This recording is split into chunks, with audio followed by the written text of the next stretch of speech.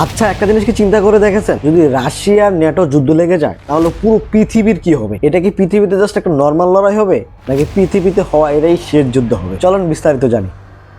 প্রথমত আমাদেরকে শক্তিমত্তার বিষয়টা বুঝতে হবে। ন্যাটো হচ্ছে 32 সদস্যের একটা দল। রাশিয়া এককভাবে অনেক শক্তিশালী হলেও ন্যাটো থেকে কিন্তু অনেক পিছাইয়া। যেখানে ন্যাটোর আছে 35 লাখ সৈন্য সংখ্যা, ওইখানে রাশিয়ার মাত্র 13 লাখ সৈন্য সংখ্যা। তাছাড়া ন্যাটো কিন্তু নৌবাহিনী এবং বিমান বাহিনীতে অনেক আগে। আপনাকে আরেকটা জিনিস ক্লিয়ারলি বুঝতে হবে, এই যুদ্ধ অফলাইনে সরাসরি শুরু হওয়ার আগেই এটা কিন্তু সাইবার যুদ্ধে পরিণত হয়ে যাবে। এক দেশ অন্য দেশের ব্যাংকিং সিস্টেম, বিদ্যুৎ সরবরাহ কেন্দ্র ধ্বংস করে দেওয়ার চেষ্টা করবে। দ্বিতীয়ত, মহাকাশে থাকা তাদের স্যাটেলাইট গুলো এক দেশ অন্য দেশের স্যাটেলাইট জাস্ট ধ্বংস করে দেওয়ার চেষ্টা করবে। তাহলে কি হবে? পুরো পৃথিবীর ইন্টারনেট সিস্টেম একদম স্তব্ধ হয়ে যাবে। তৃতীয়ত, রাশিয়া যখন দেখবে তারা এমনি যুদ্ধে ন্যাটোর সাথে পারতেছে না, তখনই কিন্তু পারমাণবিক অস্ত্রের কথাটা চলে আসবে। যেখানে রাশিয়ার আছে 5580টি পারমাণবিক অস্ত্র, যেখানে ন্যাটোর আছে 5088টি পারমাণবিক অস্ত্র। কিন্তু এই অস্ত্রের মাত্র 10% ব্যবহার করলেই পুরো পৃথিবীতে কোটি কোটি মানুষ মারা যাবে। পুরো পৃথিবীতে নেমে আসবে নিউক্লিয়ার উইন্টার বা পারমাণবিক শীতকাল, যা পুরো পৃথিবীকে একদম ধ্বংস করে যাবে। এখন আপনার কাছে আমার প্রশ্ন, আসলেই কি ন্যাটো এবং রাশিয়া সরাসরি যুদ্ধ করবে, নাকি তারা এই প্রক্সি ওয়ারে যে শয়তানি খেলাটা খেলতেছে ওইটাই খেলে যাবে? কমেন্টে জানায়েন।